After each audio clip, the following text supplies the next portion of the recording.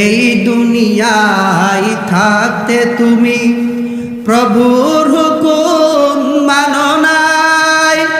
যারা দিয়েছিল কুরআনের দাওয়াত তাদেরকে ভরে রেখেছিলে জেলখানায়। কথা কই না?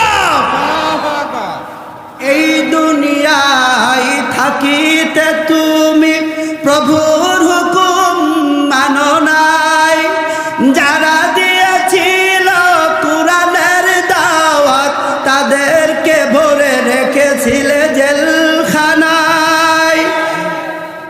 আজকে তুমি যতই করো বাহানা, আজকে তুমি যতই করো ছলনা, মুক্তি তোমার নাই নাই নাই।